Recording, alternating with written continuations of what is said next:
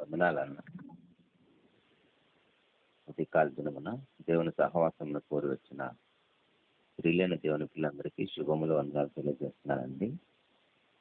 దేవుని సహాయ నిమిత్తం చిన్న మాట ప్రార్థన చేసుకుందాం.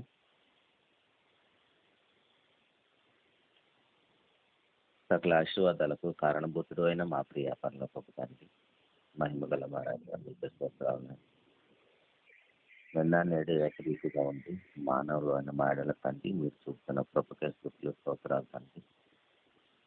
ఈ దినము చూడక నాయన ఎంతో మంది ఈ లోకాన్ని విడిచి వెళ్ళి ఉండగా మమ్మల్ని అందరినీ కూడా తండ్రి మీ కృపలో భద్రపరిచి మీకు వాక్యంతోనైనా మా కుటుంబ స్నానం చేపిస్తూ మాలో ఉన్న ప్రతి లోపాలను సరిచేస్తూ మమ్మల్ని పవిత్రపరిచి పరిశుద్ధులను చేసి పరిపూర్ణమయ్యేంత వరకు తండ్రి మీ కృపలో కాపాడుతున్నందుకు కూడా స్తోత్రాలు నాయన.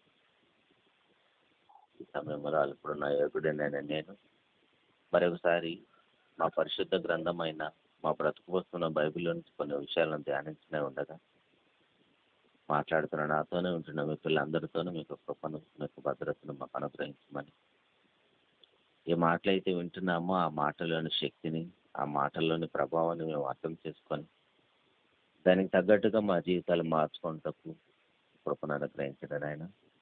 ఈ కార్యక్రమం అంతా మీ నామానికి మహిమకరంగా జరిగించమని క్రీస్తు ప్రభు నామంలోనే ప్రార్థించి అడిగి వేడుకుంటున్నాము తండ్రి. ప్రభు నందు ప్రియమైన దేవుని వర్లారా, దేవునికి మహాకృపను బట్టి మరొకసారి ఈ విధంగా మీతో కలుసుకొని దేవుని మాటలు పంచుకోవడానికి దేవుడు నాకు ఇచ్చిన యొక్క భాగ్యాన్ని బట్టి తండ్రి అయిన దేవుని ప్రభుని యేసుక్రీస్తునామములో స్తుతులు స్తోత్రాలు తెలియజేస్తున్నారండి. ఒక 2-3 వారాలుగా దేవుడు అవకాశం ఇస్తున్న ప్రతిసారి ఒక పాఠాన్ని మనం వింటున్నాము, పరిశుద్ధత అనే పాఠం గురించి. లాస్ట్ టైం ఈ పాఠం చెబుతూ ఎక్కడ ముగించానో అది జ్ఞాపకం చేస్తూ దాన్ని కొనసాగింపుగా ఈరోజు కూడా మరొక విషయాన్ని నేర్చుకుందామండి. లాస్ట్ టైం పాఠాన్ని ముగిస్తున్నప్పుడు దేవునికి సంబంధించినవి అన్నీ కూడా పరిశుద్ధమైనవి అన్న విషయాన్ని మాట్లాడుకున్నాం. దేవునికి సంబంధించినవి అన్నీ కూడా పరిశుద్ధమైనవి. ఆ దేవునికి సంబంధించినవన్నీ అన్న దగ్గర ఆయన ఉన్న ఆకాశము, ఆయన కూర్చున్న సింహాసనము, ఆయన యొక్క దూతలు పరిశుద్ధమైనవి, ఆయన నామము పరిశుద్ధమైనది, తర్వాత ఆయన చేసిన వాగ్దానము పరిశుద్ధమైనది, ఆయన మన చేతిలో ఈ యొక్క గ్రంథాన్ని ఉంచాడు, ఆ గ్రంథములోని ప్రతి లేఖనము పరిశుద్ధమైనది, తర్వాత ఆయన ఏర్పాటు చేసిన మార్గము పరిశుద్ధమైనది, వాటితో పాటు ఆయన ప్రజలు ఏ జనాంగాన్ని అయితే ఆయన ప్రతిష్ఠించారో ఆ జనాంగం పరిశుద్ధమైనది,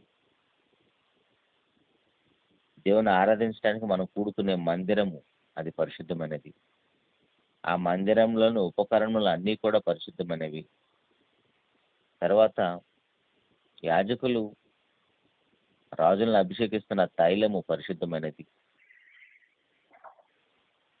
ఇలా దేవునికి సంబంధించినవన్నీ కూడా పరిశుద్ధమైనవి అన్న విషయాన్ని లాస్ట్ టైం పాఠాన్ని ముగిస్తూ ఈ విషయాన్ని మనం విన్నామండి. దాని కొనసాగింపుగా ఈరోజు కూడా మన పాఠం ఏంటంటే దేవుడు పరిశుద్ధపరచువాడు అనే పాఠాన్ని విందాం. దేవుడు పరిశుద్ధపరుస్తున్నాడు. ఎలా పరిశుద్ధపరుస్తున్నాడు?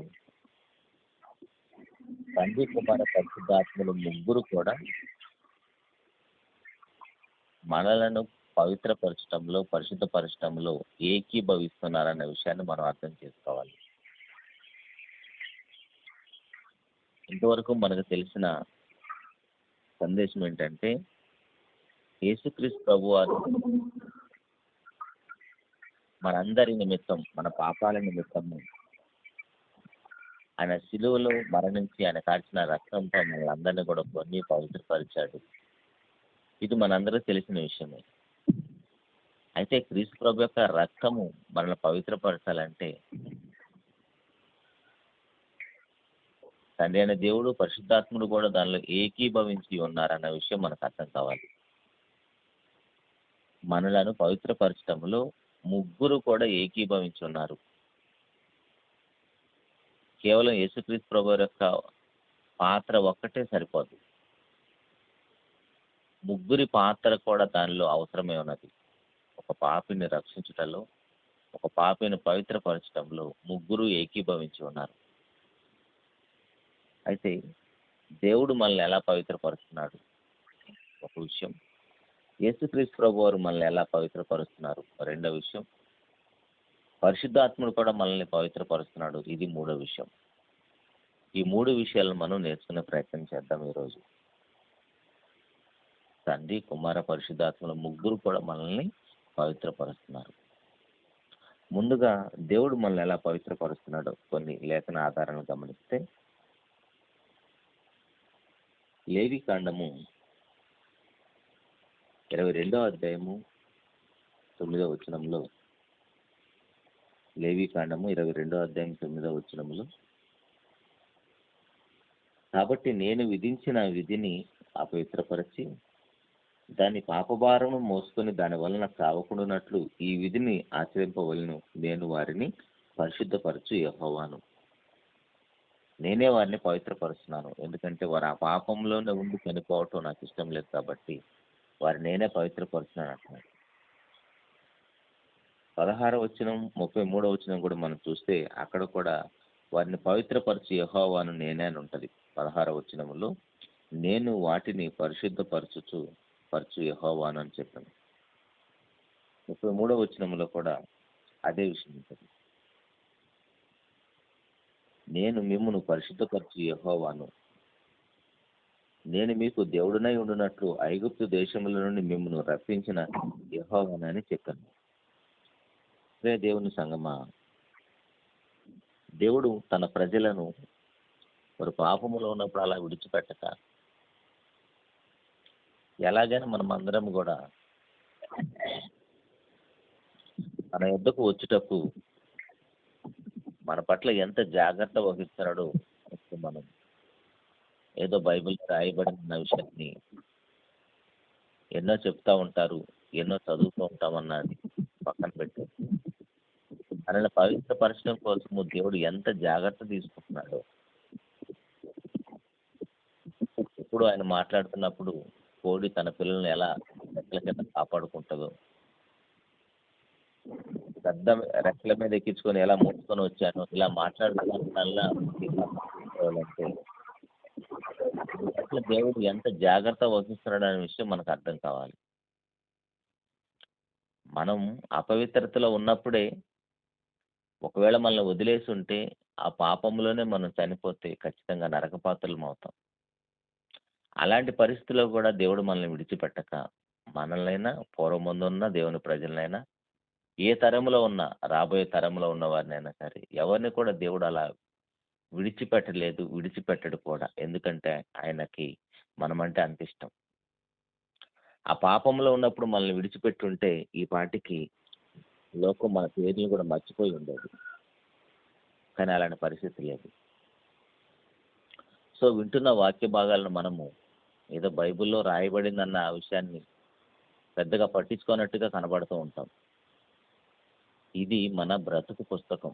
బైబిల్ అనేది మన బ్రతుకు పుస్తకం అని ఎవరైతే మనస్ఫూర్తిగా విశ్వసిస్తారో, ఆ మాటలు ఎక్కడ ఎవరి ద్వారా వినబడుతున్నా సరే మనకు తెలిసి ఉంటే ఓకే, మనకు తెలియకపోతే ఆటోమేటిక్గా నేర్చుకొని దాన్ని తగ్గట్టుగా మన జీవితాలు దేవునికి అనుకూలంగా మార్చుకోవాలి.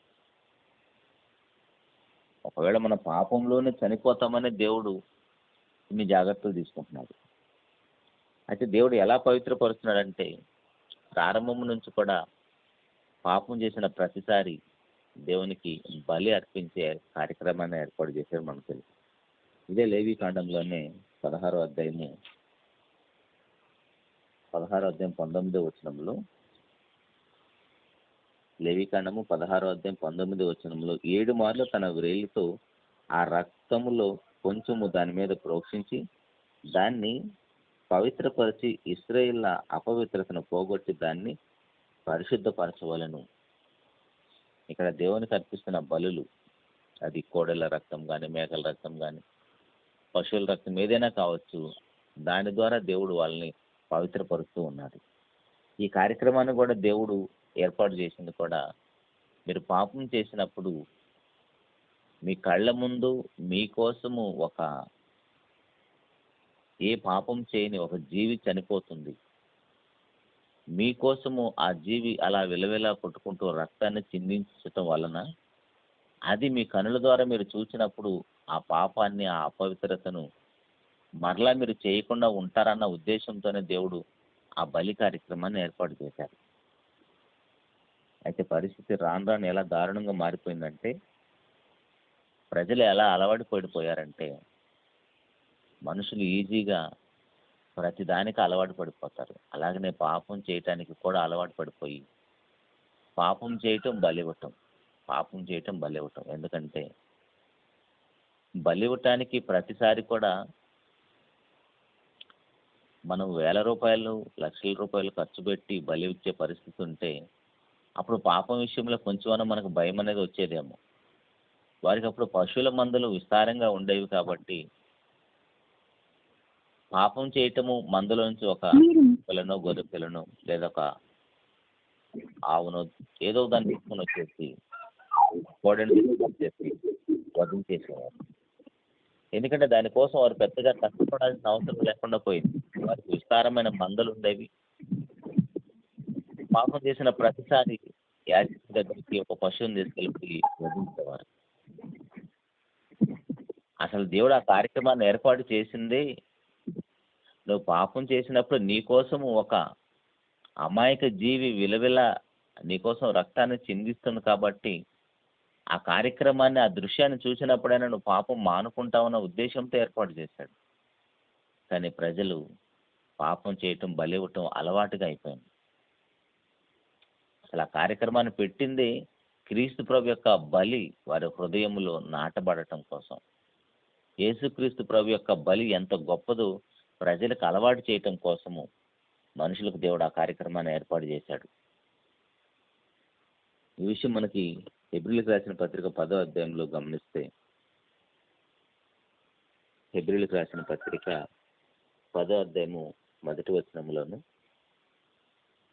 ధర్మశాస్త్రము రాబోచున్న మేలుల ఛాయ గలదియే గాని ఆ వస్తువుల నిజ స్వరూపం గలది కాదు గనుక ఆ యాజకులు ఏటేటా ఎడతెగకుండా అర్పించు ఒకటే విధమైన బలులు వాటిని తెచ్చువారికి ఎన్నడూను సంపూర్ణ సిద్ధి కలుగజేయ నేరవు. అలాగూ చేయగలిగిన ఎడల సేవించువారు ఒక్కసారి శుద్ధపరచబడిన తరువాత వారి మనస్సాక్షి పాప జ్ఞప్తి ఇకను ఉండదు కనుక వాటిని అర్పించటం మానుదురు కదా. అయితే ఆ బలులు అర్పించుట చేత ఏటేటా పాపముల జ్ఞాపకమునకు వచ్చుచున్నవి. ఎలయనగా ఎడ్ల యొక్క, మేకల యొక్క రక్తము పాపములను తీసివేయటం అసాధ్యము. మరి పాపాలు తీసివేయటం అసాధ్యమైనప్పుడు ఈ యొక్క మేకల యొక్క రక్తము, గొర్రెల యొక్క రక్తము, ఏ పశువుని యొక్క రక్తము దేవుడు చిందించమని ఎందుకు చెప్పాడు? దేవుడే చెప్పబట్టే కదా ఆ కార్యక్రమాన్ని చేశారంటే అవును, దేవుడే చెప్పాడు. కానీ ఆ రక్తము మనుషుల యొక్క పాపమును తీసివేయలేదు. ఆ రక్తాన్ని చూసినప్పుడైనా పాపాలు చేయటం మానివేస్తారు. రాబోయే రోజుల్లో ధర్మశాస్త్రానికి నిజముగా క్రొత్త నిబంధన చట్టాన్ని దేవుడు చేయబోతున్నాడు. ఆ క్రొత్త నిబంధన చట్టాన్ని దేవుడు ఎలా చేస్తున్నాడంటే క్రీస్తు ప్రభు యొక్క రక్తంతో చేస్తున్నాడు. సో ఆ క్రీస్తు ప్రభు యొక్క రక్తము, క్రొత్త నిబంధన యొక్క విలువ రాబోయే తరాలకి, అన్ని తరాల వారికి అర్థం కావాలంటే ధర్మశాస్త్రములో కొన్ని ఛాయా చిత్రాలు, ఛాయా రూపాలు, ఛాయా కార్యక్రమాలు దేవుడు ఏర్పాటు చేశాడు. కానీ మనుషులుగా మన యొక్క పరిస్థితులు ఎలా ఉన్నాయంటే ప్రతిదాన్ని అలవాటు చేసేసుకుంటాం. అదేదో మంచిని అలవాటు చేసుకుంటే బాగుండేది. మనుషులు ప్రతి పాపపు కార్యక్రమాన్ని కూడా అలవాటుగా చేస్తారు. హ్యాబిట్స్ అన్నీ కూడా గుడ్ హ్యాబిట్స్ అయితే బాగుంటాయి, బ్యాడ్ హ్యాబిట్స్ ఉండకూడదండి. దానికోసమే దేవుడి యొక్క గొప్ప కార్యక్రమాన్ని ఏర్పాటు చేశారు. క్రీస్తు ప్రభు యొక్క బలి ఎంత గొప్పదో తెలియటం కోసం. 9వ అధ్యాయం 15వ వచనంలో కూడా పక్కనే హెబ్రీయులకు రాసిన పత్రిక 9వ అధ్యాయం 15వ వచనంలో, ఈ హేతువు చేత మొదటి నిబంధన కాలంలో జరిగిన అపరాధముల నుండి విమోచనము కలుగుటకై ఆయన మరణము పొందినందున పిలువబడిన వారు నిత్యమైన స్వాస్థ్యమును గురించిన వాగ్దానము పొంది నిమిత్తం ఆయన క్రొత్త నిబంధనకు మధ్యవర్తి అయి ఉన్నాడు. ఈ హేతువు చేత మొదటి నిబంధన కాలంలో జరిగిన అపరాధం నుండి కూడా విమోచనము కలుగుటకు ఆయన మరణం పొంది, మొదటి నిబంధన కాలంలో ఉన్న వారికి కూడా క్రీస్తు ప్రభు యొక్క రక్తమే శరణ్యమై ఉన్నది. అయితే ఇక్కడ మనం 10వ అధ్యాయంలో చదివినప్పుడు వారు బలి అర్పించిన తర్వాత వారి పాపాలు వారికి జ్ఞాపకానికి రాకూడదు. ఇంకా మరలా జ్ఞాపకానికి వస్తుంది అంటే మరలా ఆ పాపాల కోసం బలి అర్పించే కార్యక్రమాన్ని ఉంది. ఇప్పుడు మనము కూడా సంఘములో బాప్తిసం పొంది అడుగుపెట్టిన తర్వాత ఏ పాపపు కార్యక్రమాలు అయితే చేసామో వాటిని మనం జ్ఞాపకంలోకి తెచ్చుకోకూడదు. అవన్నీ కూడా మరుగుబడి ఉండాలి, మర్చిపోవాలి. ఆ పాపాలు మరలా మరలా మనకి జ్ఞాపకానికి వస్తున్నాయంటే మనం ఆ పాపంలో కొనసాగడానికి అవకాశం ఉంటుంది. దానికోసమే ఇక్కడ ఆ యాజకులు ప్రతి ఏటా బలు అర్పిస్తున్నప్పుడు ఆ పాపాలు వాళ్ళకి జ్ఞాపకానికి వస్తూనే ఉన్నాయి. దానికోసమే ఆ పాపాల కోసం వాళ్ళు బలిస్తూనే ఉన్నారు. కానీ క్రొత్త నిబంధన క్రీస్తు ప్రభు యొక్క రక్తం ద్వారా ఎవరైతే పరిశుద్ధపరచబడి సంఘంలో చేర్చబడ్డారో వారి పాపాలు కూడా మరలా మరలా వాళ్ళకి జ్ఞాపకానికి రాకూడదు. ఒకవేళ మనలో ఎవరికైనా మనం చేసిన పాపపు కార్యక్రమాలు, తప్పుడు పనులు మరలా మరలా గుర్తొస్తున్నాయంటే ఒకసారి మన బాప్తీసాన్ని చెక్ చేసుకోవాలి. మళ్ళీ పరిశుద్ధాత్ముడు ఉంటే మనకు అలాంటి ఆలోచనలే రాకూడదు కూడా. ఒకవేళ వచ్చినా సరే వాటిని వెంటనే సరి చేసుకొని దేవుని ఎదుట మోకాళ్ళు అనేసి ప్రార్థించి ఆ కార్యక్రమాన్ని నాలోంచి తుడిచిపెట్టండి నాయన అని దేవుని వేడుకోవాలి. ఎందుకంటే మన పాపాలను ఆయన తూర్పు పడమటికి ఎంత దూరం అంత దూరాన విడిచేశానంటాడు. సముద్రపు అగాధంలో తొక్కేశానంటాడు. మీ పాపాలన్నీ కూడా నా వీపు వెనక వేసేసానంటాడు. ఇంకా ఎన్నటికీ జ్ఞాపకం చేసుకొని అంటున్నాడు. పవిత్రపరిచిన ఆయనే ఇక ఎన్నటికీ జ్ఞాపకం చేసుకోనని చెప్పినప్పుడు, మనల్ని విమోచించిన ఆయనే జ్ఞాపకం చేసుకోనని చెప్పినప్పుడు పాపం చేసిన మనము మరలా మరలా వాటిని జ్ఞాపకం చేసుకున్నామంటే అర్థం ఏంటి? మనము పవిత్రపరచబడలేదని అర్థం. మనం పవిత్రపరచబడలేదు కాబట్టే మరలా మరలా అవి జ్ఞాపకం వస్తున్నాయి. కానీ పవిత్రపరిచిన ఆయన ఏమంటున్నాడంటే ఆ పాపాలను సముద్రపు అగాధంలో తొక్కేశాను, తూర్పుకి పడమటికి ఎంత దూరం అంత దూరాన్ని విసిరేశాను, నా వీపు వెనక్కి వేసేసాను, ఇక వాటిని నేను మరలా తిరిగి చూడనని చెప్తున్నాడు. కానీ మనుషులుగా మనమేమో ఆ పాపాలను మరలా మరలా జ్ఞాపకం చేసుకుంటున్నాం. కాబట్టి ప్రియ దేవుని సంగమా, దేవుడు మనల్ని ఈ విధంగా ఒక రక్తం ద్వారా శుద్ధి చేస్తూ ఉన్నాడు. అయితే క్రీస్తు ప్రభువారు మనల్ని ఎలా శుద్ధి చేస్తున్నాడు, మనల్ని ఎలా పవిత్రపరుస్తున్నాడో చూద్దాం. రెండో విషయంలో యేసుక్రీస్తు ప్రభువారు మనల్ని ఎలా పవిత్రపరుస్తున్నాడో ఒకసారి చూద్దాం. ఆయన కూడా మనల్ని పవిత్రపరుస్తున్నాడు, పరిశుద్ధులుగా చేస్తున్నాడు. కొరింథీయులకు రాసిన మొదటి పత్రిక 1వ అధ్యాయము 2వ వచనంలో, కొరింథీయులకు రాసిన మొదటి పత్రిక 1వ అధ్యాయం 2వ వచనంలో, కొరింథీలోనున్న దేవుని సంఘమునకు అనగా క్రీస్తు యేసునందు పరిశుద్ధపరచబడిన వారై పరిశుద్ధులుగా ఉంటకు పిలువబడిన వారికిని మనకును ప్రభువుగా ఉన్న మన ప్రభుని యేసుక్రీస్తు నామమున ప్రతి స్థలములో ప్రార్థించి వారికి అందరికీ శుభం అని చెప్పి వ్రాయినది. ఇక్కడ క్రీస్తు యేసునందు పరిశుద్ధపరచబడిన వారై, క్రీస్తు యేసునందు ఎలా పరిశుద్ధపరచబడ్డాం? ఆయన కాల్చిన రక్తం ద్వారా. ముందుగానేమో మనం చూసింది దేవుడు మనల్ని ఎలా పవిత్రపరుస్తున్నాడంటే కోడెల రక్తం ద్వారా, మేకల రక్తం ద్వారా ఒక సంకల్పాన్ని ఏర్పాటు చేసి ఒక కార్యక్రమాన్ని ఏర్పాటు చేశాడు. ఆ యొక్క కార్యక్రమాన్ని క్రీస్తు ప్రభు యొక్క బలిదాకా తీసుకొచ్చేశాడు. ఇక్కడ నుంచి ఏం చేశాడంటే క్రీస్తు ప్రభు వారు తన రక్తం ద్వారా మనల్ని ఎలా పవిత్రపరుస్తున్నాడో చూస్తున్నాం. అపోస్తుల కార్యాలు 20వ అధ్యాయము 32వ వచనంలో, అపోస్తుల కార్యాలు 20వ అధ్యాయం 32వ వచనంలో, ఇప్పుడు దేవునికిని ఆయన కృపా వాక్యముకు మిమ్మల్ని అప్పగించుచున్నాను, ఆయన మీకు క్షేమాభివృద్ధి కలుగజేయుటకును పరిశుద్ధపరచబడిన వారి అందరిలో స్వాస్థ్యం మనకు అనుగ్రహించుటకును శక్తిమంతుడు. ఎఫెసులో ఉన్న సంఘ పెద్దలకు ఈ విషయాన్ని జ్ఞాపకం చేస్తున్నాడండి పౌలు గారు. మమ్మల్ని పవిత్రపరిచి పరిశుద్ధులుగా చేయటకు ఆయన శక్తిమంతుడు. ఎవరైనా? యేసుక్రీస్తు ప్రభు వారి గురించి మాట్లాడుతున్నాడు. 26వ అధ్యాయము 18వ వచనంలో కూడా ఇది కూడా పౌలు గారికి సంబంధించిన సందర్భమేనండి. పౌలు గారు దమస్కు మార్గంలో వెళ్తున్నప్పుడు మధ్యాహ్నమందు వారి చుట్టూ ఒక పెద్ద ఆకాశం నుండి సూర్యుని తేజస్సు కంటే మిక్కిలి వెలుగు ఆయనకి కనబడినప్పుడు జరిగిన సందర్భం 18వ వచనంలో. అపోస్తుల కార్యాలు 26వ అధ్యాయం 18వ వచనంలో 16 నుంచి ఉంటుందండి. నీవు నన్ను చూచి ఉన్న సంగతిని గూర్చి, నేను నీకు కనబడబో సంగతిని గూర్చి నిన్ను పరిచారకునిగాను సాక్షిగాను నియమించుటకై కనబడి ఉన్నాను. నీవు లేచి నీ పాదములు మోపి నిలువుము. నేను ఈ ప్రజల వలన అన్యజనుల వలన హాని కలగకుండా నిన్ను కాపాడేదను.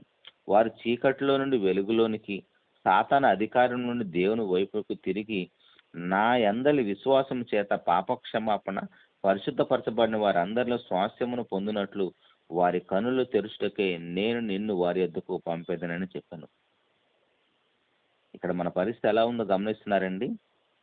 వారి చీకటిలో నుండి వెలుగులోనికి, సాతాను అధికారం నుండి దేవుని వైపుకు. ఇప్పుడు మనం చీకటిలో ఉన్నామా, వెలుగులో ఉన్నామా, సాతాను అధికారంలో ఉన్నామా, దేవుని యొక్క రాజ్యంలో ఉన్నామా? సింపుల్ అండి. ఒకసారి కళ్ళు మూసుకొని మన మనసాక్షిని అడిగితే మన బ్రతుకుని ఎందుకు చూపిస్తుంది. మన బ్రతుకు సాతాన క్రియలుగా ఉన్నదా, మన ఆలోచన విధానం అంతా కూడా వెలుగు సంబంధులుగా ఉన్నదా, సాతాన సంబంధులుగా ఉన్నదా అనే విషయాన్ని అర్థమవుతుంది. సాతాన సంబంధుల పరిస్థితులు ఎలా ఉంటుంది ఒకసారి చూస్తే, సాతాన సంబంధులు ఎలా ఆలోచిస్తారంటే, ఒక విషయాన్ని జ్ఞాపకం చేస్తాను. ఒకవేళ అలాంటి ఆలోచన విధానం, అలాంటి మనసు మనకుంటే మార్చుకుందాం. సాతాను గుణం ఎలాంటిదంటే, ఎవరితోనైనా విరోధంగా ఉన్నామా మనం సాతాను సంబంధులు, ఎవరి మీదైనా నిందలు వేస్తున్నామా, మనకి ఈ అలవాటు చాలా ఉంటుంది. ఒకవేళ విరోధం ఉన్నా ఏదో పట్టి పట్టినట్టుగా ఉంటూ ఉంటాము, కానీ నిందలు వేస్తూ ఉంటాం. ఆ మనిషి మన ఎదుట లేనప్పుడు వారి మీద ఎన్నో నిందలు వేస్తుంటాం. ఆ నిందలు వేసే అలవాటు ఉంటే అది సాతాను క్రియ. ప్రకటన గ్రంథంలో మనం చదువుతాం అన్నమాట, మన సహోదరుల మీద నేరం మోపవాడైన అపవాది అని. ఎవరినైనా మోసం చేస్తున్నామా, అదేంటో బాగా తెలిసిన వారే మనల్ని ఎక్కువ మోసం చేస్తూ ఉంటారు. తెలియని వాడు మోసం చేస్తాడేమోనని భయపడతాం, జాగ్రత్తగా ఉంటాం. కానీ అన్నీ తెలిసిన వాడి దగ్గరే, మన అనుకున్న వారి దగ్గరే మనం ఈజీగా మోసం చేస్తుంటాం. అలాంటి అలవాటు ఉంటే అది సాతాను యొక్క గుణం. ఎవరినైనా పాపం చేయనట్లు ప్రేరేపిస్తున్నామా, ఈ ప్రేరేపణ చాలా ఎక్కువగా ఉంటుంది. ఏ బ్యాడ్ హ్యాబిట్స్ లేని వాళ్ళు కూడా ఈజీగా అలవాటు చేసేస్తూ ఉంటారు. సో పాపం చేయటానికి మనం ప్రేరేపిస్తుంటే మనం అపవాది సంబంధులు. ఎవరితోనైనా అబద్ధం ఆడుతున్నామా, అది అపవాది యొక్క క్రియ. కోపం నిలిచి ఉన్నట్లు ఎవరి పట్లైనా ప్రవర్తిస్తున్నామా, అది అపవాది యొక్క క్రియ. ఎవరితోనైనా యుక్తిగా ప్రవర్తిస్తున్నామా, ఆ యుక్తి తంత్రాలన్నీ కూడా అపవాది యొక్క లక్షణాలండి. ఒకవేళ అలాంటివి మనలో ఉంటే ఖచ్చితంగా మానుకోవాలి. అలాంటివి మనలో ఉంటే మనం అందరం కూడా ఇంకా చీకట్లో బ్రతుకుతున్న వారమే, మనం చీకటి సంబంధులమే, మనం ఇంకా వెలుగులోకి అడుగుపెట్టిన వారము కాదు. ఒకవేళ మనం సాతాను అధికారంలో నుండి బయటపడాలంటే ఇదిగో క్రీస్తు ప్రభు యొక్క రక్తమే మనకి ఆశ్రయం. దానికోసమే పౌలు గారిని పవిత్రపరిచి పరిశుద్ధినిగా చేసి, నీకు అన్ని జనుల వల్ల కానీ లేదా ఏదో జనం వల్ల కానీ ఎలాంటి ఆటంకం కలగకుండా నేను నిన్ను కాపాడుకుంటాను.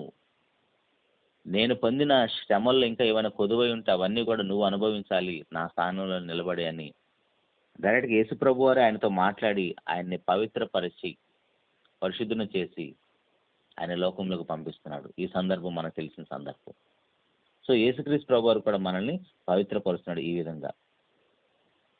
హెబ్రీయులకు రాసిన పత్రిక 2వ అధ్యాయము 11వ వచనంలో కూడా, హెబ్రీయులకు రాసిన పత్రిక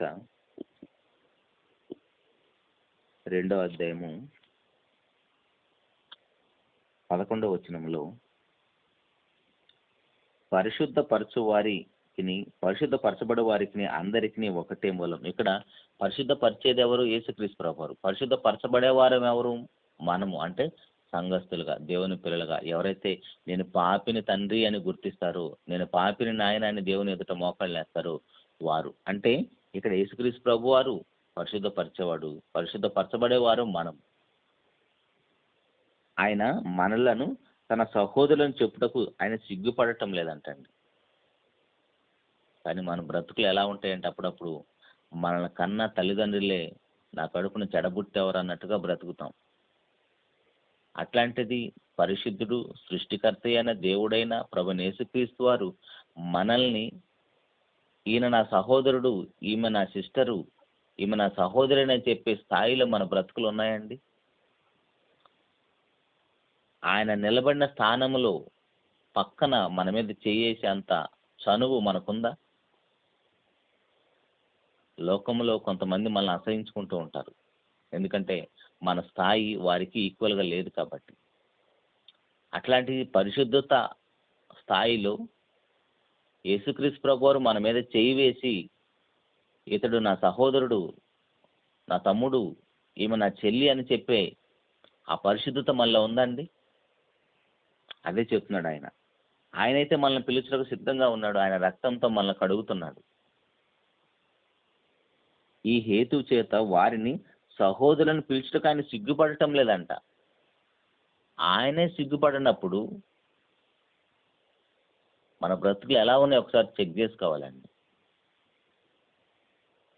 ఆయన మనల్ని పిలుస్తున్నప్పుడు మన అర్హత ఏంటి? ఒకే ఒకటండి, మనం పరిశుద్ధులుగా బ్రతకాలంతే. పరిశుద్ధులుగా బ్రతకడం అనేది పెద్ద గొప్ప విషయం ఏమి కాదండి. ఇప్పుడు మనం ఇందాక సాతాను యొక్క గుణాలు ఒక 7 విషయాలు చూసాం. అబద్ధం ఆడకుండా, మోసం చేయకుండా, సహోదరుల మీద నేరాలు మోపకుండా అలా బ్రతకడం కష్టమా అండి?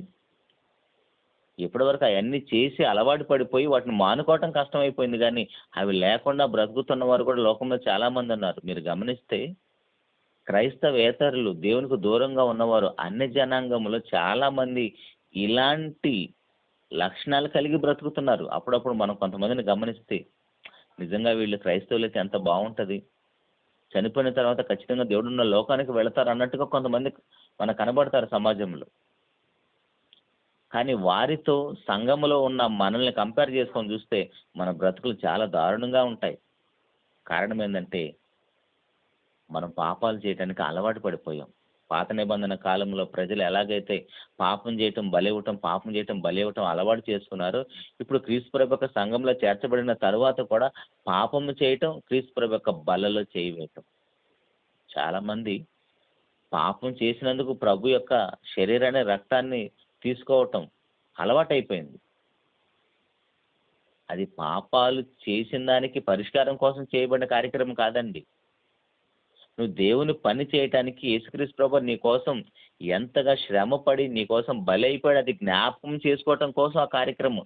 అది జ్ఞాపకం చేసుకుంటున్నా అర్థం ఏంటంటే మరలా ఆ పాపం చేయకుండా ఉండటం కోసం, ఆయన మరణ సమాధి పునరుద్ధరణ ప్రకటించడం కోసం ప్రభు బల్ల చేయి వేయాలి. కానీ వారమంతా పాపం చేసిందని పోగొట్టుకోవటం కోసం ప్రభు యొక్క రక్తంలో చేయి వేయకూడదు, ఆయన బలలో చేయి వేయకూడదు. చాలామంది మనం సమాజంలో కొన్ని సంఘాలకు దర్శించినప్పుడు మనకు కనబడేది ఏంటంటే వారమంతా చేసిన పాపాలు పోగొట్టుకోవటం కోసం ప్రభు బల్ల చేయి వేస్తున్నారు. అది అక్రమం. అలా చేసే అలవాటు ఉంటే ఖచ్చితంగా మానుకోవాలి. సో ఈ విధంగా క్రీస్తు ప్రభు వారు మనల్ని అందరూ కూడా పవిత్రపరుస్తున్నారు. 9వ అధ్యాయం 26వ వచనంలో కూడా, హెబ్రీయులకు రాసిన పత్రికలోని 9వ అధ్యాయము 26వ వచనంలో, అట్లయిన యెడల జగత్తు పునాది వేయబడినది మొదలుకొని ఆయన అనేక పర్యాయములు శ్రమ పడవలసి వచ్చును. అయితే ఆయన యుగముల సమాప్తి యందు తను తానే బలిగా అర్పించుకున్నట వలన పాప నివారణ చేయుటకై ఒక్కసారి ప్రత్యక్షపరచబడెను. ఈ విధంగా యేసుక్రీస్తు ప్రభువారు మనల్ని పవిత్రపరుస్తున్నాడు. అయితే ఇక్కడ మనకు తెలియాల్సిన విషయం ఏంటంటే ఆయన జగత్తు పునాది వేయబడినది మొదలుకొని ఆయన అనేక పర్యాయములు శ్రమ పడవలసి వచ్చింది. అదేంటండి, ఆయన 2000 సంవత్సరాల క్రితమే భూలోకానికి వచ్చాడని మనం అనుకుంటున్నాం. కానీ ఆయన జగత్తు పునాది వేయబడినప్పటి నుంచి కూడా మనుషులకు ప్రత్యక్షం అవుతూనే ఉన్నాడు. అలా ప్రత్యక్షం అవుతూ కూడా ఆయన ఏం చేస్తున్నాడంటే ఆయన అప్పటి నుంచి కూడా మన కోసం శ్రమ పడుతూనే ఉన్నాడంట అండి. మనం గమనిస్తే అక్కడ అట్లైన యెడల జగత్తు పునాది వేయబడినది మొదలుకొని ఆయన అనేక పర్యాయములు శ్రమ పడాల్సి వచ్చును. అయితే ఆయన యుగంలో సమాప్తి యందు తను తానే బలిగా అర్పించుకున్నట్టు వలన పాప నివారణ చేయుటకై ఒక్కసారే ప్రత్యక్షపరచబడెను. ఆ కాలంలో పాత నిబంధన కాలంలో అయితే ఆయన ప్రత్యక్షమవుతూనే ఉన్నాడు. ఎలా ప్రత్యక్షమవుతున్నాడు, ఎప్పుడెప్పుడు ప్రత్యక్షమవుతున్నాడు, ఏ సందర్భాల్లో ప్రత్యక్షమయ్యాడు దేవుడు అవకాశం ఇస్తే ఆ పాఠాన్ని కూడా వినే ప్రయత్నం చేద్దాం. యేసుక్రీస్తు ప్రభువారు పూర్వకాలంలో కూడా ఎలా ప్రత్యక్షమవుతూ ఉన్నాడు. ఒకవేళ ఆల్రెడీ వినేసి ఉంటే దేవునికి స్తోత్రం, ఒకవేళ వినలేకపోతే అన్నగారు ఎవరెక్కడి ద్వారా ఆ పాఠం వినిపిస్తాడు. ఎందుకంటే పూర్వకాలంలో కూడా యేసుక్రీస్తు ప్రభు యొక్క ప్రస్తావన 2000 సంవత్సరంలోనే ప్రారంభమైంది అనుకునే క్రైస్తవులు కూడా ఉన్నారు. క్రైస్తవేతరుల కంటే తెలియదు పాపం. ఆయన జగత్తు పునాది వేయబడినప్పటి నుంచి కూడా ఆయన ప్రస్తావన ఆయన కనిపిస్తూనే ఉన్నాడు. భూలోకానికి వస్తూనే ఉన్నాడు. తన ప్రజలను కాపాడుకుంటూనే ఉన్నాడు. ఇశ్రాయేలు జనాంగాన్ని నడిపించింది కూడా ఆయనే. ప్రతి సందర్భంలో కూడా ఉంటాడండి. వీలైతే ఆ పాఠం విందాం. సో ఈ విధంగా యేసుక్రీస్తు ప్రభువారు మనల్ని పవిత్రపరుస్తూ ఉన్నాడు. 10వ అధ్యాయంలో కూడా మనం వింటున్న పాఠం తండ్రి కుమార పరిశుద్ధాత్మలు మనల్ని పవిత్రపరుస్తున్నారు అన్న పాఠం వింటున్నాం. ముందుగా దేవుడు మనల్ని ఎలా పవిత్రపరిచాడో చూసాము. ఇప్పుడు యేసుక్రీస్తు ప్రభువారు మనల్ని ఎలా పవిత్రపరుస్తున్నాడో చూస్తున్నాం. 10వ అధ్యాయం 10వ వచనంలో యేసుక్రీస్తు యొక్క శరీరము ఒక్కసారి అర్పించబడుట చేత ఆ చిత్తమును బట్టి మనము పరిశుద్ధపరచబడి ఉన్నాము.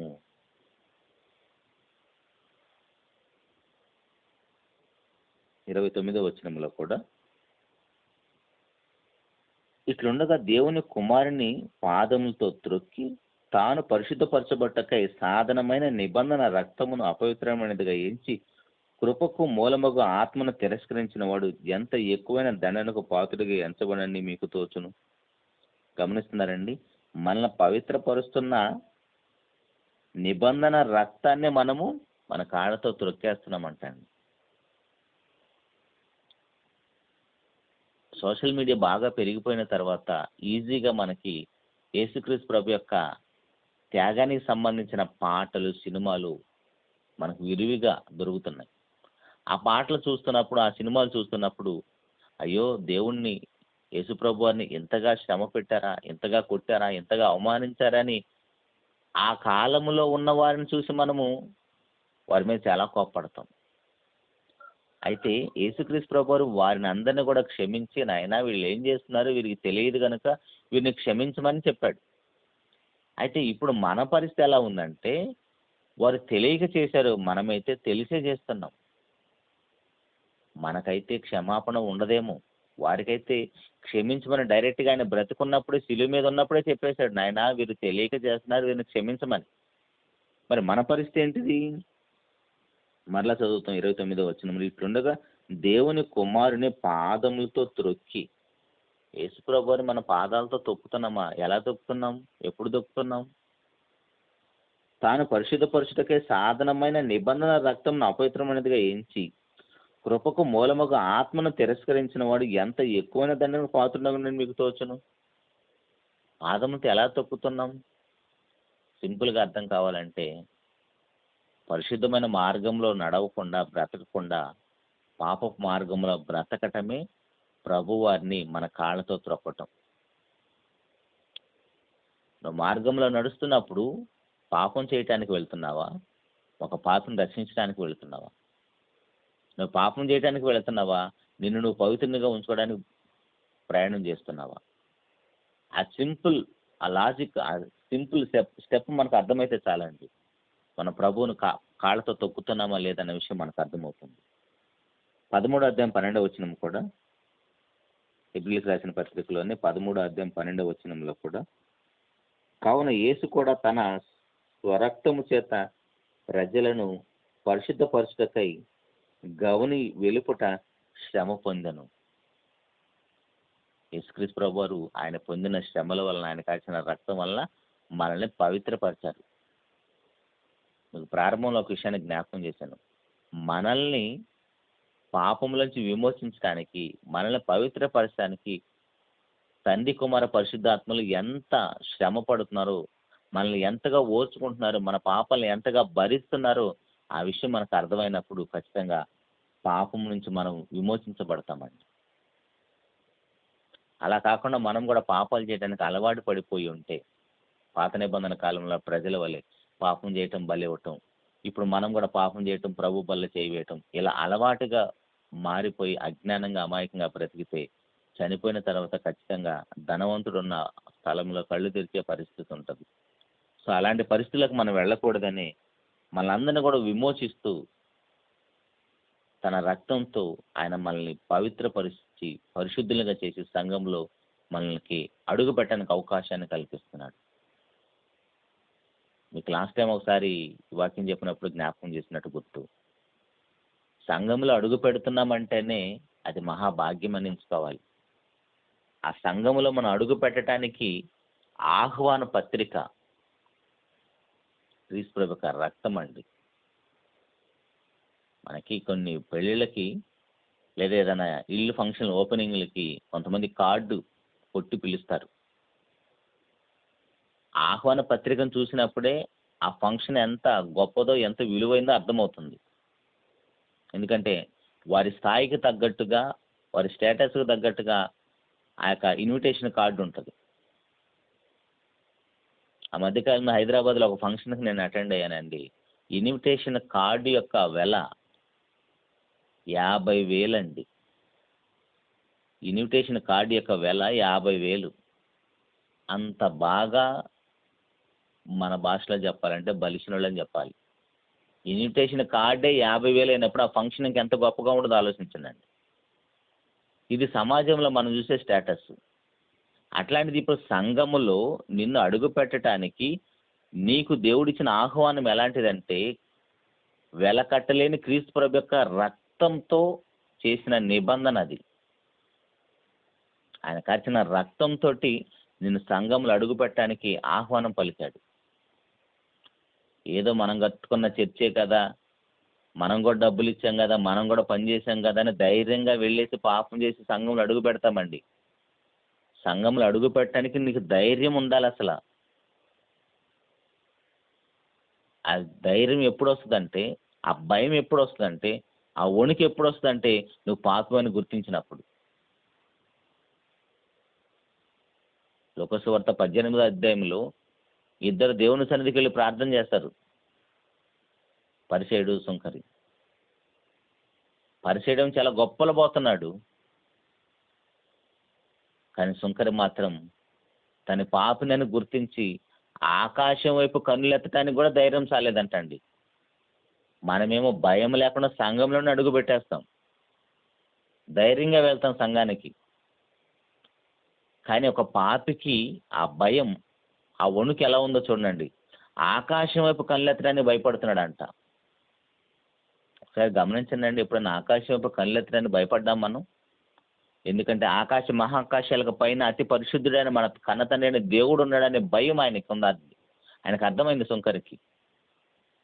అందుకే ఆ ఆకాశం వైపు చూస్తే నేను దేవుని వైపు చూసినట్టు దేవుని చూసేంత సామర్థ్యం, అంత శక్తి సామర్థ్యాలు నాలో లేవు. ఎందుకంటే ఆయన మహాపరిశుద్ధుడు, నేను పాపిని. ఈయన పాపిని మాత్రమే గుర్తించలేదండి, ఆయన పరిశుద్ధుడని కూడా గుర్తించాడు.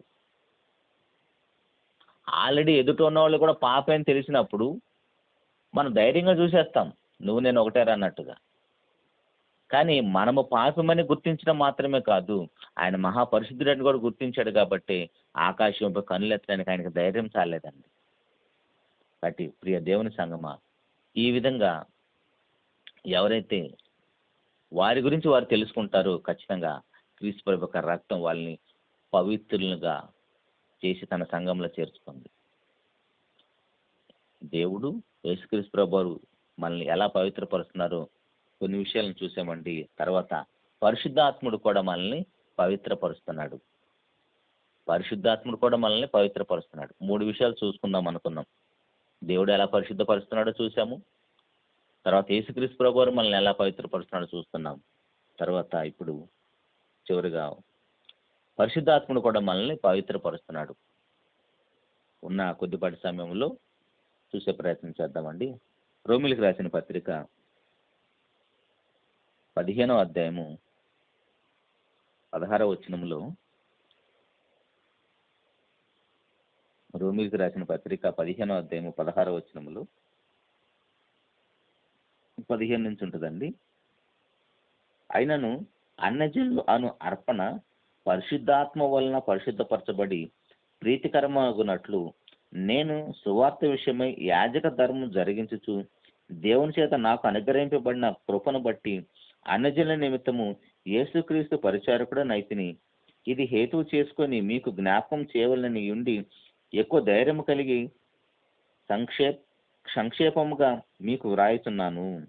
ప్రారంభంలో చెప్తున్నాడు 15వ వచనంలో, ఆయనను అన్యజనులు అను అర్పణ పరిశుద్ధాత్మ వలన పరిశుద్ధపరచబడి, పరిశుద్ధాత్మ వలన కూడా మనం పరిశుద్ధపరచబడుతున్నాం. మనం పరిశుద్ధులుగా బ్రతకాలంటే తండ్రి కుమార పరిశుద్ధ ఆత్మల యొక్క అవసరం, ముగ్గురి యొక్క అవసరం మనకు ఉందని ప్రారంభంలో మనం విన్నాం. కొరింథీయులకు రాసిన మొదటి పత్రిక కొరింథీయులకు రాసిన మొదటి పత్రిక 6వ అధ్యాయము 11వ వచనములు, మీలో కొందరు అటివారే ఉంటుంది గాని ప్రభువైన యేసుక్రీస్తు నామం వలన మన దేవుని ఆత్మయందును మీరు కడగబడి, మన దేవుని ఆత్మయందు, దేవుని ఆత్మయందు అంటే పరిశుద్ధ ఆత్మయందు మీరు కడగబడి పరిశుద్ధపరచబడిన వారై నీతిమంతులుగా తీర్చబడితిరి. మనకి ఇంతవరకు ఏం అర్థమైందంటే యేసుక్రీస్తు ప్రభువారు మాత్రమే తన రక్తంతో నన్ను కడిగాడు అనుకుంటున్నాం. ఆయన రక్తంతో మనల్ని కడిగిన వెంటనే పరిశుద్ధాత్మలకి మన హృదయంలోకి దేవుడు వరంగా అనుగ్రహించాడు. అపోస్తలుల కార్యాలు 2వ అధ్యాయము మనం చదువుతాం. పేతురు గారి ప్రసంగం విన్న వెంటనే ఆ మాటల వలన వాళ్ళందరిలో పశ్చాత్తాపం వచ్చేసి, అయ్యో ఇంత ఘోరమైన పాపం మేము చేసేసామా, మరి ఇప్పుడు ఏంటి మా పాపానికి పరిష్కారం అంటే, మీరు వెళ్ళి బాప్తిసం పొందండి, పరిశుద్ధాత్మ అనే వరాన్ని మీరు పొందుతారు. పరిశుద్ధాత్ముడు ఎప్పుడైతే మనలోకి వస్తాడో అప్పటి నుంచి మనము, ఆయన పేరే పరిశుద్ధాత్ముడు, పరిశుద్ధాత్ముడు మనలో ఉంటే ఖచ్చితంగా మనం పరిశుద్ధులుగానే బ్రతుకుతాం. ఈ విధంగా పరిశుద్ధాత్ముడు కూడా మనల్ని పవిత్రపరుస్తూ ఉన్నాడు.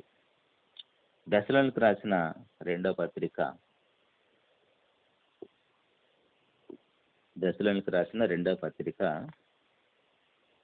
2వ అధ్యాయము 13వ వచనంలో కూడా, 2వ అధ్యాయం 13వ వచనంలో కూడా, ప్రభు వలన ప్రేమింపబడిన సహోదరులారా, ఆత్మ మిమ్మును పరిశుద్ధపరచుట వలన, ఆత్మ మిమ్మలను పరిశుద్ధపరచుట వలన. గమనించాలండి, పదే విషయాన్ని ఎందుకు ప్రస్తావిస్తున్నానంటే, మనలో పరిశుద్ధాత్ముడు ఉన్నాడా లేదా అన్న విషయాన్ని చెక్ చేసుకుంటామని. చాలామంది బాప్తిసం విషయంలో పాపం తెలుసో తెలియకో పెళ్ళిళ్ళప్పుడు బాప్తీసాలు తీసుకుంటారు, చిన్నప్పుడే బాప్తీసాలు తీసుకుంటారు, లేదా తల్లిదండ్రులు చెప్పారని బాప్తీసం తీసుకుంటారు, కొంతమంది భర్త చెప్పాడని బాప్తీసం తీసుకుంటారు, కొంతమంది భార్య ప్రలోభపెట్టడం వల్ల బాప్తీసం పొందుతారు, కొంతమంది పాస్టర్ గారులు ప్రేరేపించడం వలన మీరందరూ ఈ వారం బాప్తీసం పొందేయాలని చెప్పడం వలన అలా బాప్తీసం పొందుతారు, కొంతమంది పక్క వాళ్ళు తీసుకున్నారని బాప్తీసం తీసుకోవటం. ఇలాంటి కార్యక్రమాలు జరిగినప్పుడు 100% మనలోనికి పరిశుద్ధాత్ముడు రాడు. ఎప్పుడు మనలోకి పరిశుద్ధాత్ముడు వస్తాడంటే, ముందుగా నేను పాపినని గుర్తించాలి, నా పాపానికి పరిష్కారం క్రీస్తు ప్రభు యొక్క రక్తమే ఆ సమస్యను పరిష్కరిస్తుందని ఎవరైతే పశ్చాత్తాపంతో నమ్మి బాప్తిసం పొందుతారో వారికి మాత్రమే పరిశుద్ధాత్ముడు వస్తాడు. అలాంటి వారిని పరిశుద్ధాత్ముడు మనల్ని పరిశుద్ధులుగా బ్రతకటానికి నడిపిస్తాడు. రోమపత్రికలో కూడా 8వ అధ్యాయంలో 14వ వచనం నుండి, రోమపత్రిక 8వ అధ్యాయం 14వ వచనం, దేవుని ఆత్మచేత ఎందరూ నడిపింపబడుదురు వారందరూ దేవుని కుమారులై ఉందరు. ఏలయనగా మరలా భయపడటకు మీరు దాస్యపు ఆత్మను పొందలేదు కానీ దత్తపుత్రాత్మను పొందితిరి.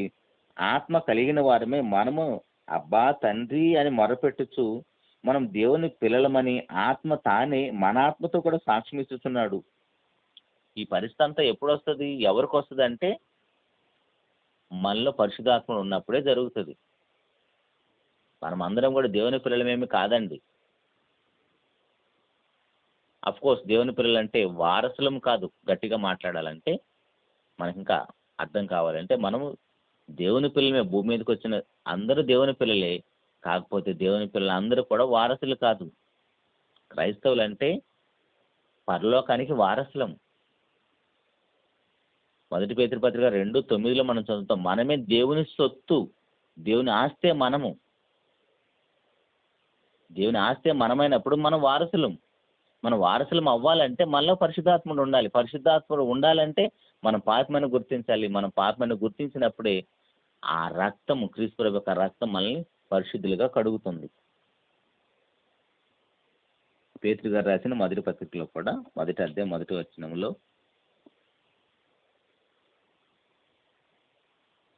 పేతురు గారు రాసిన మొదటి పత్రిక 1వ అధ్యాయం 1వ వచనంలో, యేసుక్రీస్తు అపోస్తలుడైన పేతురు తండ్రి అయిన దేవుని భవిష్యత్తు జ్ఞానమును బట్టి ఆత్మ వలన పరిశుద్ధత పొందిన వారై, ఆత్మ వలన పరిశుద్ధత పొందిన వారై. పరిశుద్ధాత్ముడు కూడా మనల్ని ఎలా పవిత్రపరుస్తున్నాడో మనం చూస్తున్నామండి.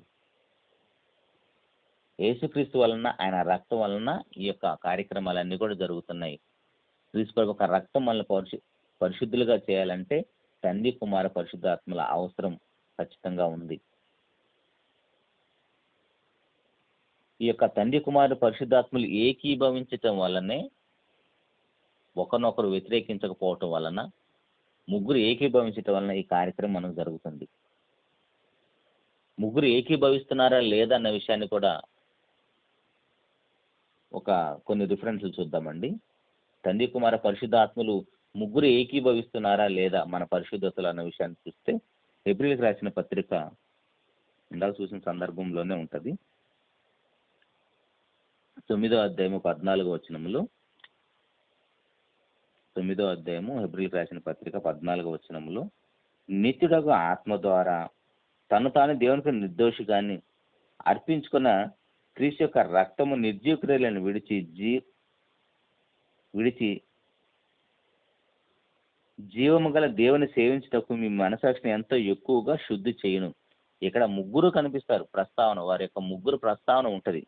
నిత్యుడగా ఆత్మ ద్వారా తను తాను దేవునికి నిర్దోషినిగా అర్పించుకున్న క్రీస్తు యొక్క రక్తము నిర్జీవ క్రియలను విడిచి జీవము గల దేవుని సేవించుటకు మీ మనసాక్షిని ఎంతో ఎక్కువగా శుద్ధి చేయను.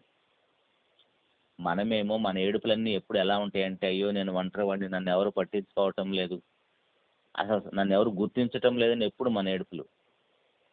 బైబిల్ మనం రోజు చదువుతూ ఉంటే, పరిశుద్ధ లేఖనాలను మనం ప్రతిరోజు పరిశీలన చేస్తూ ఉంటే, వాక్యాన్ని రోజు వింటూ ఉంటే, నా కోసం ఎంతమంది కష్టపడుతున్నారు, ప్రయాసపడుతున్నారు అన్న విషయం మనకు అర్థమవుతుంది.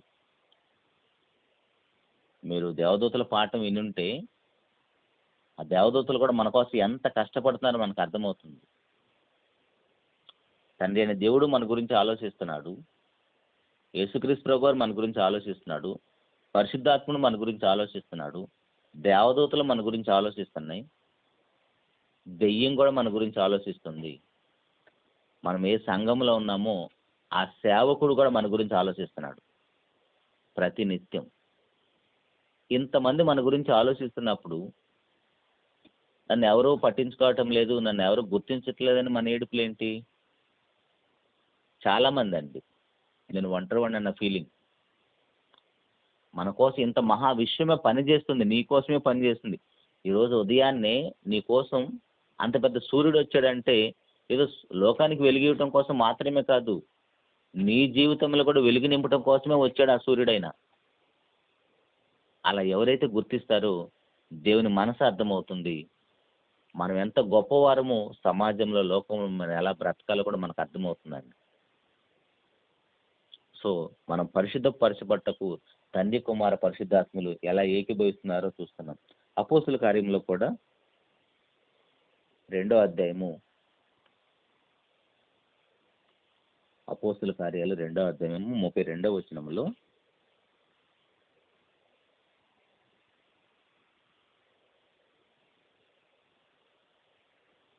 ఈ యేసును దేవుడు లేపెను, దీనికి మేమందరము సాక్షులము. యేసుక్రీస్తు ప్రభు యొక్క మరణ, సమాధి, పునరుద్ధానం వల్లనే మనం పరిశుద్ధపరచబడుతున్నాం. యేసుక్రీస్తు ప్రభు యొక్క పునరుద్ధానం జరగలేదనుకోండి, మన పరిశుద్ధతకు విలువ లేకుండా పోతుంది. దానికోసమే ఈ యేసును దేవుడు లేపిన దీనికి మేము అందరము సాక్షులము. 3వ అధ్యాయం 15వ వచనంలో కూడా, మీరు జీవాధిపతిని చంపితిరి కానీ దేవుడు ఆయనను మృతుల్లో నుండి లేపినందుకు మేము సాక్షులము. ఆయన చనిపోయి సమాధిలోనే ఉంటే మన నిరీక్షణకు ఆధారమే లేదు. మన నిరీక్షణకు ఆధారము మన తండ్రి అయిన దేవుడు ప్రభుని యేసుక్రీస్తు వారిని లేపాడు కాబట్టి, ఇదిగో నేను కూడా చనిపోతే, ఇక్కడ మనం గమనించాల్సిన విషయం ఏంటంటే, చనిపోయిన అందరూ లేస్తారండి. యేసుక్రీస్తు ప్రభు వారు మరలా ప్రత్యక్షమైనప్పుడు అందరూ లెగుస్తారు. అయితే నీతిమంతులైతేనేమో వారసులుగా దేవుని రాజ్యంలో అడుగు పెట్టడానికి వెళ్తారు. పాపంలో చనిపోతే తీర్పు పాలవటానికి లేస్తారు. సో అందరూ లేస్తారు, కానీ జీవ పునరుద్ధానం పొందటానికి లేస్తున్నామా, తీర్పు పాలవటానికి లేస్తున్న విషయం మనకు అర్థం కావాలి.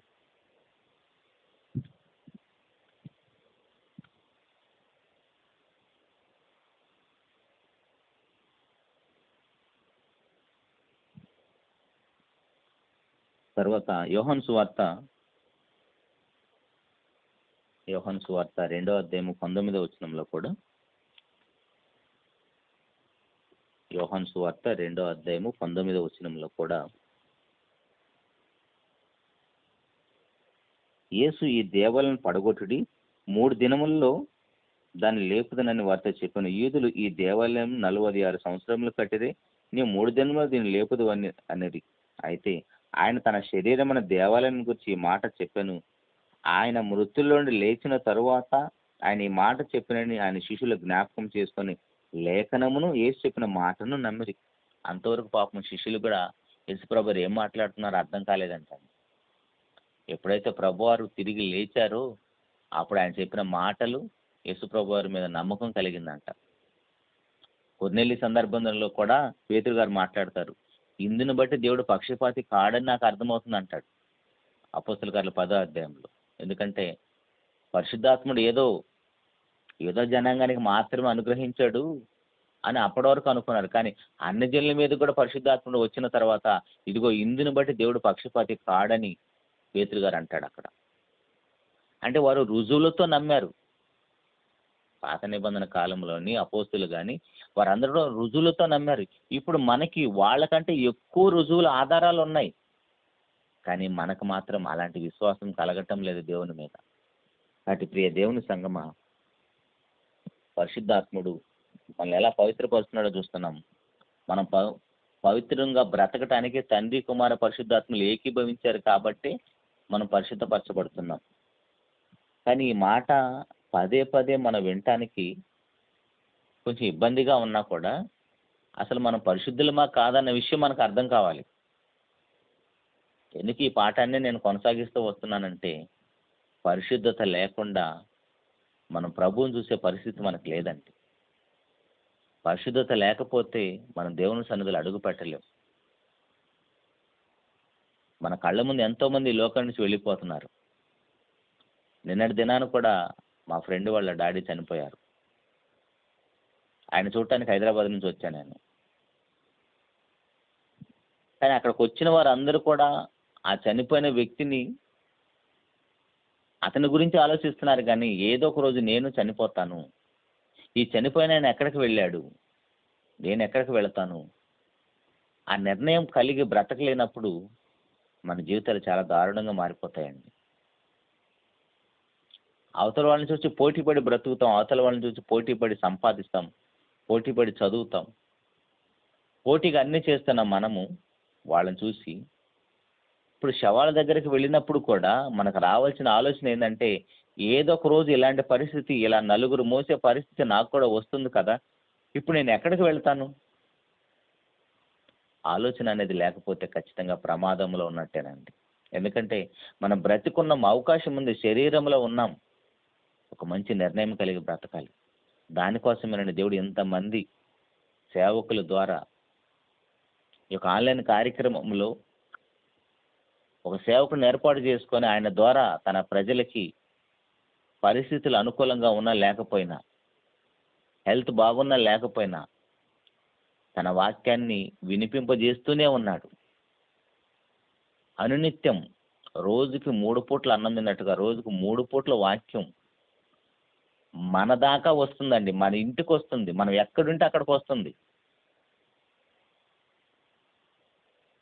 అచ్చి కుక్క యాడ్ వచ్చేది అంతకుముందు, వేరే ఎవరి గో ఆర్ నెట్వర్క్ ఫాలోస్ అని. అది మనల్ని మోసం చేయటానికి, మన డబ్బులు తీసుకోవడానికి, అది రీఛార్జీల ద్వారా. కానీ దేవుని యొక్క నెట్వర్క్ మనల్ని ఎందుకు ఫాలో అవుతుందంటే దేవునికి ఏదో ఉపయోగమని కాదు, మనము నరకానికి వెళ్ళిపోతామని, మనం ఆ భయంకరమైన యాత్రలకు వెళ్ళిపోతామని దేవుడు మనల్ని పరిశుద్ధపరచడం కోసము మనం ఎక్కడుంటే అక్కడికి, మనం ఎటు పోతే అటు ఈ యొక్క సోషల్ మీడియా యొక్క నెట్వర్క్లు దేవుడు అభివృద్ధి చేసి మనకి ఎంత ఎక్కువగా వాక్యాన్ని వినిపిస్తున్నాడో చూడండి. ఎంత ఎక్కువగా వాక్యం వినబడుతుందంటే అంత తొందరగా ప్రభు రాబోతున్నాడు, లేదా అంత తొందరగా మనకు మరణకాలం కూడా రాబోతుంది.